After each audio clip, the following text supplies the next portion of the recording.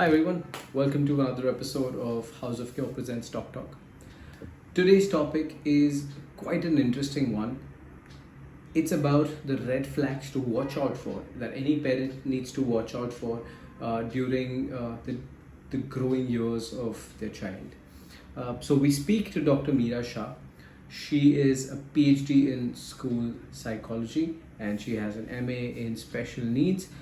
So we thought let's have a chat with her regarding what are these red flags that we can see in a child's development, and what are the milestones that you want your kids to reach. We ask her extremely relevant questions regarding different family setups, with respect to the lockdown as well. So it's a very insightful chat, and we welcome Meera on the show.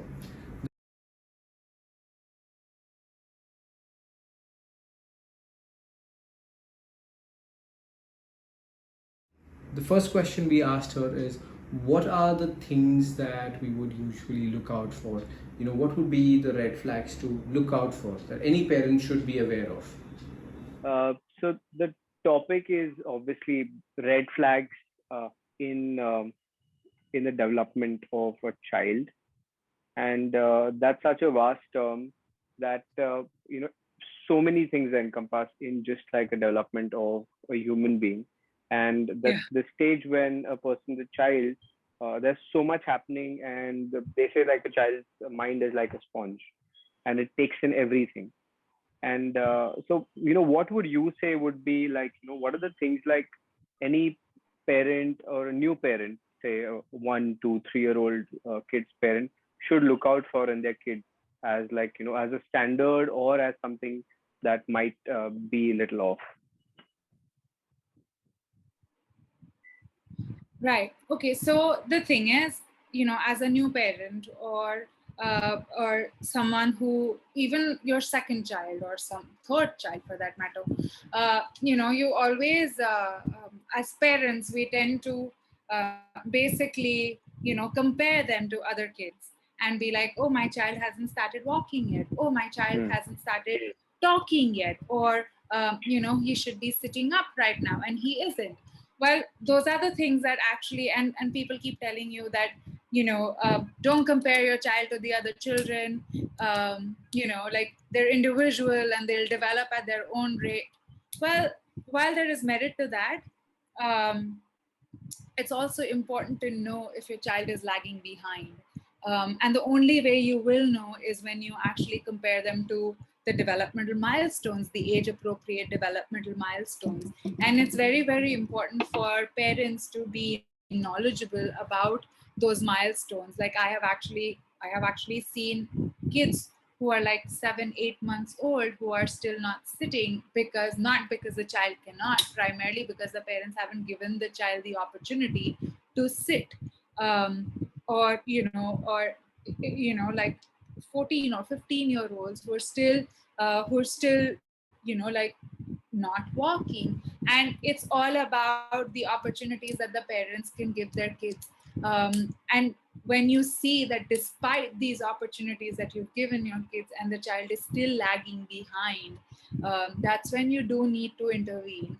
And the early the intervention, the better the better the results of the intervention. So for sure, like, I mean, I'm not saying compare your kids to other kids all the time and be like, he's doing this, why isn't my child doing this. It's about being it's about just being aware and cognizant of the age range that is typical for certain developments. And if your child has not met those milestones and is consistently not meeting milestones, in different areas, and there are different areas of development. There's cognitive, there is social emotional, there is gross motor, fine motor, and if your child is not consistently not meeting those developments in any one specific area or just globally, then it is something that should be alarming for the parents. Not in the sense sense that you need to freak out, just in the sense that you do need to seek help at this point, and and basically get an opinion from someone who works in this field. And if early interventions are required, then that's something you should start on early on. Okay. The next thing we asked Dr. Mira is what would be like the specific milestones that any parent should look out for? What a lot of us, I mean, I'm pretty sure that our parents were not so aware that, oh, this is the range in which, these milestones should come. Yeah, so I mean, I can't go over the details of the milestones because it's like a course in itself. But the thing is, like, the big milestones that we can talk about here right now are like speech milestones. By 1 year, by 1.5 year, the child should have at least few words in their vocabulary, or and by 2 years, the child should be speaking in sentences, 3-word sentences. The nonverbal communication should have kicked in a lot earlier. Now these are things that these are very broad.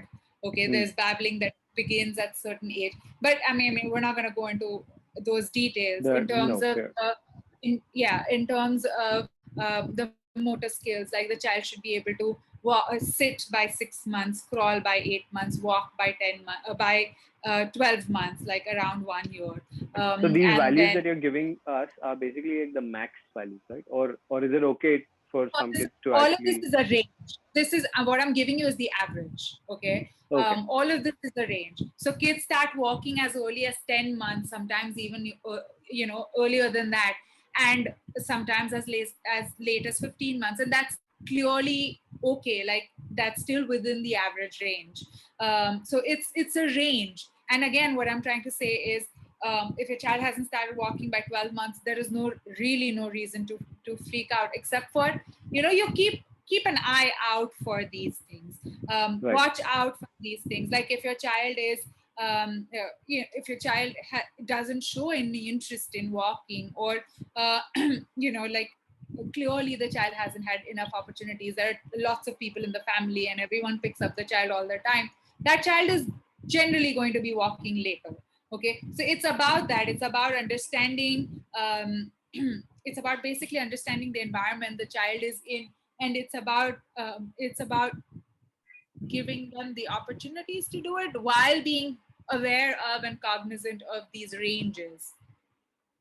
The next question that we asked Dr. Mira is what are the specific strategies that we could use, especially since the scenario of the families in India are so different. We have joint families and nuclear families, and we have working parents now. So it's a whole new situation, and we would like to get her viewpoint on that. So these are two very common, at least the two most common scenarios that we see in India. So what would be, how would your strategy change for parents who are taking care of their kids alone? And with the lockdown, a lot of parents had to do that. And parents who have full support of the family, which can also sometimes be bad for the child's development, because he or she doesn't get the chance to actually reach his milestone, because his So, needs are basically being met. so basically, there are pros and cons to both, right? Having so many people that the child can interact with, uh, you know, um, really does benefit the child in so many ways. But at the same time, a lot of things are tossed out of the window in terms of the schedule, in terms of the child's, responding to the child's needs, independence. That's one of the biggest things we see when a child is in a joint family setup, where there are grandparents in the house, or when there are like lots of other people in the house. Usually things are handed to the child rather than the child doing things independently. Also, independent play. A lot of times we get like kids just have like so many people to play with all the time that they don't really play by themselves, and at some point that becomes a habit and they just want to continue playing with people, and there is no independent exploration. There is no all of those basically, but it's a balance, it's a trade-off. At the same time, with nuclear families, like a lot of times what happens is both parents are working, and that's the reality of our life now. And how much can you actually balance your work and give the same amount of time to your child, the child that requires your attention. Is the child spending most of the time with nanny? Like, it's a trade-off. It's something that you do need to figure out, and understand where the balance lies in all of it. And genuinely, both of them do have their pros and cons. In terms of what my recommendations would be for parents who live in a joint family setup, is I say this to all new mothers. Well, I am a new mother myself, and I say this to all new mothers. That you will have to be the villain. You will have to put your foot down, and you will have to, dictate basically the terms to be, that needs to be followed with your child. Like, if there has to be a schedule, there has to be a schedule for your child. There has to be a certain time the child has to go to bed. And maybe people will not appreciate it right away, but when they see the results, they will. And in terms of when you are in a nuclear setup, it's about striking a balance. I think working from home really has really been a boon to a lot of new parents, because they can spend that kind of time with their kids. But at the same time, of course, it's a struggle to get work done with your child just right outside. And I mean, I'm saying this from personal experience here, but but yeah, for sure. But it's about the balancing act. It's about how you can give your child the same amount, the attention, and they don't require it all day long. But the time that you do spend with your child, it has to be quality. It has to be without a phone. It has to be without a screen. It can be a meal that you spend with your child. It can be some activities that you do with them. It can just be as simple as tucking them in, before bedtime, and reading a book to them and talking to them about how their day was. It depends on the child's age, but whatever time that you spend with them, let that be a positive experience for the child and for you. Let that time not be about, oh, you didn't do this today, or you were supposed to do this today, especially with older kids, school going kids. Balance that. I mean, that doesn't mean that you can't be the disciplinarian, but that also means that, the time that you have with your child, um, you need to balance that, and you need to make sure that it's still a positive experience for the child and you. And you are communicating positively with the child in that time. So it's about the quality and not necessarily the quantity of the time that you spend with your child. um, so yeah. A lot of older moms, like much older moms, would argue that, oh, whatever science that we are talking about, whatever studies that we are talking about, uh, it wasn't relevant back in the day, because you might be getting this argument a lot that, oh, look at us, we've turned out just fine.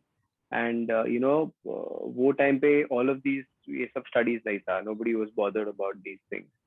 But what's your personal take on that?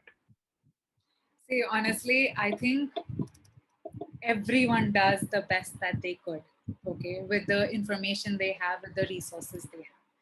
Our parents did the best that they could have back in the day, with minimal research, minimum knowledge out there. They didn't pick up a book on parenting. They didn't consult, experts on how to communicate with my child. Yeah. They didn't have those resources. Okay, we do. Okay, and we have so much research available on the best parenting practices. And I think if we stick to that, oh, our parents did what they did and we turned out fine, and we can continue doing that, I think we're just limiting the we're limiting ourselves actually Yeah, as it's like parents. saying that no, Uh, I'm going to use like a simple phone instead of using a smartphone, when a smartphone can actually, because that's like yeah, technology. That's how far along we've come, and it would be foolish for somebody yeah, to and say, I oh think no, I'm that's a gonna. good analogy. Yeah, I mean, they did the best that they could, and they did. We did turn out quite okay, right? Yeah. But at the same time, okay, it's about what we have available, and then to be like, oh, I'm not going to do this. I'm just going to stick to the old ways. Well, yeah, we're limiting ourselves, and we're limiting the things that our kids can do. We already know the benefits of so many practices now.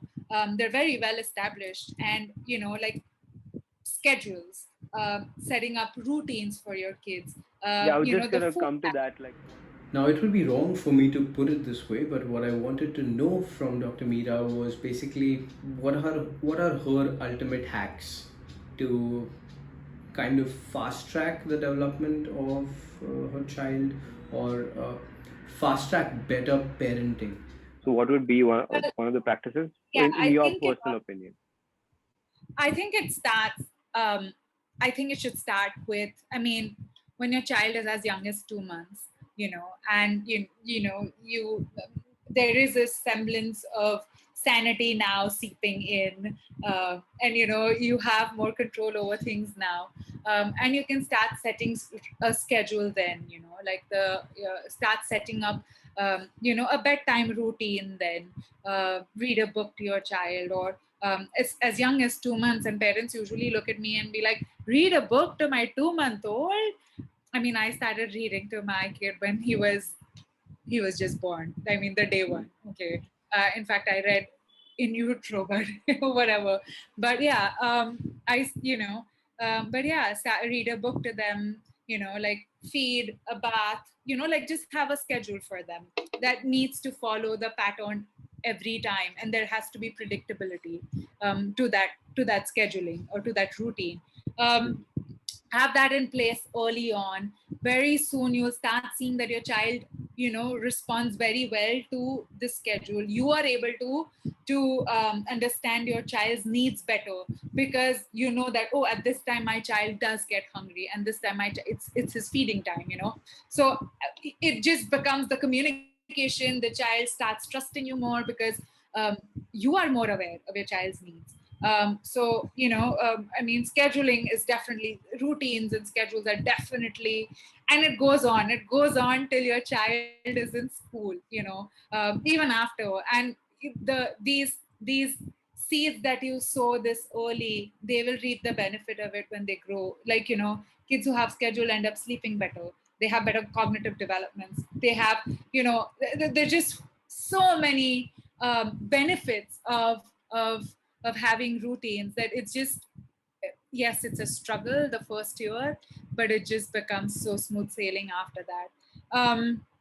So I mean, I can't talk enough about it. The other is early bedtime. I know, like, our in our society, and I keep getting this a lot, your kid is never going to have friends because he goes to bed at 7 and he has dinner at 5. And I'm like, yeah, I think that's true. He really isn't going to have friends, because kids go down to play at 6 o'clock in the evening, or like at 7 Yep. p.m. And which is, but and then we, as a culture, we expect everyone to wake up early. Okay, like I don't remember a single parent who's ever told their child, nah, like, oh, Yeah. today sleep in, Wake up don't later. wake Yeah. up early today.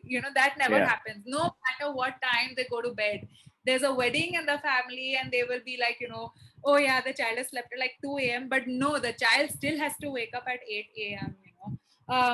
So it's there is such high emphasis on us waking up early, but that emphasis is missing on going to bed early. And that's what one thing that needs to significantly change in our parenting style, or it's a cultural issue, I have to say. A lot of like parents come to me and like, my child doesn't wake up early in the morning to go to school. It's a struggle every single day. And the first question I ask is, what time does he go to bed? 11 o'clock. I think that was an issue that I always had. I would always be late to school, and Yeah. for the longest time. And I mean, I'm still late in the morning because it's a struggle to sleep early. But yeah, I mean, something like a habit like that would really help. Also, I feel like, when somebody is saying that, oh, your kid's not going to have friends because children play from 6 to 7, it doesn't mean that, of course, you can you can tweak it a little, like a plus minus an hour, right? Like Yeah. that's Be completely flexible. That's normal, right? fine. Yeah. It doesn't have to be like military timing 7:01 and your child has to be in bed. Yeah, No, yeah, I mean, I'm not saying that. And also be aware of your surrounding, and what works best for you. But at the same time, your child does require a certain amount of sleep, of certain hours of sleep, and that child requires it for their cognitive development, for their, just overall well-being. And don't deprive your child of that. So if your child has gone to bed late because there was a birthday party, I mean, okay, your child is going to wake up later in the day, and you just have to tweak the schedule around to make that work. And also, I mean, I think the other thing is, we as parents don't take a stance on a lot of things sometimes. I mean, I, for one, I have been very clear about the fact that post 7 p.m., like, he will not be participating in any event, even if it is something that is a very close event. It's even if it's his own birthday, he it's still like is going dial to go to down bed. time. Yeah. Time to It's still dial going to, down. for sure. So, I mean, I think those are things that really facilitate the early bedtime. But the other thing that I do think, is something that I do want to, like, harp on, is the positive conversations. We, as a culture, and I don't want to say it's just us. I think I have seen this. I've seen this in a lot of different places too. But we think that, telling our kids not to do something is the way to teach them how to do something. Right. Okay. um, uh, and from the very beginning, you keep listening, you keep, don't do that, like, don't do that. It's not the don'ts, it's about giving them the option of what to do. So if your child is doing something that is harmful, divert them to something that is more productive. Okay, so if your child wants to put everything in the mouth, give him a carrot stick, to put in his mouth. Just give him the possibilities of yes, then no's, and that, again, that starts on very early. And I, the more negative conversations you have with your kids, the more negative your interactions are going to be, the more negative your relationship is going to be with your child. And disciplining does not equate to nagging, does not equate to, telling your kids off, does not equate to not appreciating your kids, does not equate to, you know um, just basically saying don't do this. It does Yeah. not. It absolutely does not. Disciplining is actually, it can be a very, very beautiful process. It can be a very positive process, wherein you are encouraging your child to do more positive things that are, you know uh, you, by basically appreciating the things that they do right. You're encouraging them to do things. And yeah, that's one of the biggest things, I think. And this lockdown has just amplified, um, the number of cases I've got, wherein, the parents and the kids just have this constant conflict, wherein, the parents have these expectations and the kids are not meeting those expectations. But the way they communicate those expectations to those kids, I am not surprised that they're not willing to follow them. Right. So it is definitely about having positive conversations and positive interactions with your kids from the very beginning. Reprimanding them for, the more positive, your interactions, the more likely your child is going to listen to you. If I keep listening, if I keep hearing no from my parents all the time for everything, at some point I'm just going to say, I don't, they say no for everything, Yeah. But if my parents, like for example, a simple thing, right? Like I studied today, okay? And my parents, instead of focusing on the fact that I hadn't studied in the last 10 days and I just studied today for an hour, they would have just said, oh, I'm glad that you got an hour in. Maybe tomorrow you can get more in. I'm just so happy that you did. That tweak in the language and the fact that they've Will change noticed everything. that 1 hour of work that I've put in rather than the 10 days that I missed, is probably going to motivate me to do more tomorrow, rather than if they would have just come in and said, oh yeah, you got 1 hour in. What about the last 10 days? You didn't do any of it and you just got 1 hour in today. Yeah, tomorrow I'm definitely not going to be like, okay, No. it doesn't That's matter. actually, that's understandable. I think as an adult also you would feel pretty much the same way. Absolutely. In any So that's interactions completely that understandable. in any interactions that we have, any conversations, or any like husband and wife relationships, parent and and child sibling relationships, working with your employee, this lends to everything. The more positive conversations you have with people around you, the more likely they are to be receptive to what you have to say. Right. So I think we've covered a lot of like good stuff. You want to conclude with like some of your go-to books to read for a new mother or uh, somebody who's already a mom? Some personal recommendations. So there is this book, wait, let me just, How to Speak to Your Kids So They Listen. Okay. I think that's how to talk to your kids so they listen. Let me tell you the exact title. I'll have to look it up. But that's a really good book that I've come across, and that's something that we could that I recommend to parents to read. The other parenting books, Kerry Bajaj's "Sleep Baby Sleep" is a really good book. That's how I got my baby to sleep through the night, and it was a very very very easy read and a very good read. But yeah, if there are more specific things, then I can give you more specific recommendations. But yeah, these are the general. No, I think this covers it. I think it's been a pretty good chat. Thank you so much, Mira, for having this chat with us. And thank you. And we hope that a lot of young mothers, take inspiration from all of this and take a lot of knowledge back home so they can apply it. Well, it's not just mothers, parents. It's mothers. Parents, right? It's not just moms, right? It's and dads. Right. Yeah, you people have the kids.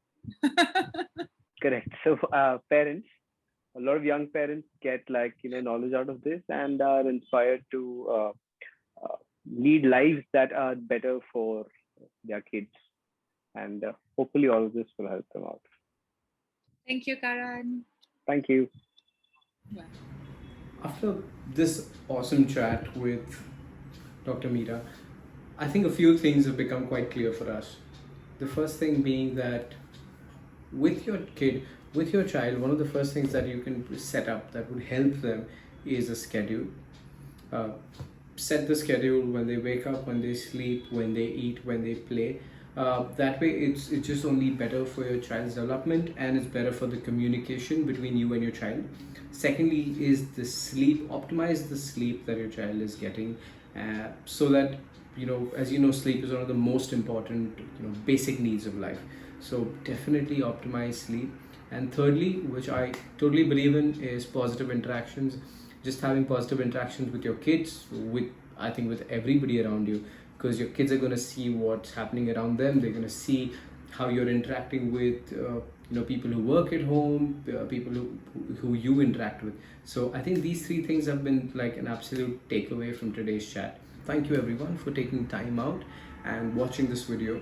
The whole aim of Talk is to provide the general population with knowledge that might not be easily available to them, or even if it is, it's very easily misinterpreted. So we're open to suggestions, to topics. Please do let us know, and if you like the video, please do share and subscribe. Thank you so much, guys. Have a nice one.